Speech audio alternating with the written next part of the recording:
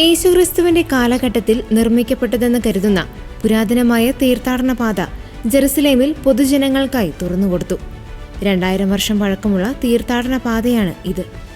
ഏകദേശം 600 മീറ്റർ നീളവും 8 മീറ്റർ വീതിയുമുള്ള ഈ പാത ബൈബിളിലെ ചരിത്രപ്രസിദ്ധമായ സീലോഹ കുളത്തിൽ നിന്ന് ജെറുസലേം ദേവാലയത്തിന്റെ തെക്കേ കവാടം വരെയാണ് നീളുന്നത്.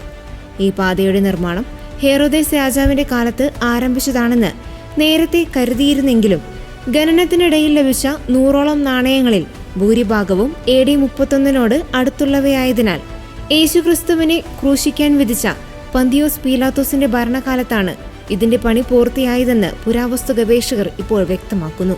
ഓരോ 2 ചെറിയ പടികൾക്ക് ശേഷവും ഒരു വലിയ വിശ്രമസ്ഥലം വരുന്ന രീതിയിലുള്ള സവിശേഷമായ രൂപകൽപ്പനയാണ് ഇതിനുള്ളത്. ഇത് ദൂരദേശങ്ങളിൽ നിന്ന് എത്തുന്ന ആയിരക്കണക്കിന് തീർത്ഥാടകർക്ക് ഒരേ സമയം പടിപ്പടിയായി കയറിപ്പോകാനും പ്രാർത്ഥനാപൂർവ്വം ദേവാലയത്തിലേക്ക് പ്രവേശിക്കാനും സൗകര്യമൊരുക്കുന്നു. ഈ പാതയുടെ ഖനനത്തിനിടയിൽ പുരാതനമായ ഒരു വ്യാപാര കേന്ദ്രത്തിന്റെ അവശിഷ്ടങ്ങളും കണ്ടെത്തിയിട്ടുണ്ട്. തീർത്ഥാടകർക്ക് വഴിപാടുകൾക്കും മറ്റും ആവശ്യമായ നാണയങ്ങൾ മാറ്റാനും സാധനങ്ങൾ വാങ്ങാനും ഇവിടെ സൗകര്യമുണ്ടായിരുന്നുവെന്ന് കരുതപ്പെടുന്നു. കൂടാതെ ഒരു വലിയ ഡ്രൈനേജ് സംവിധാനവും ഇതിനടിയിൽ കണ്ടെത്തി.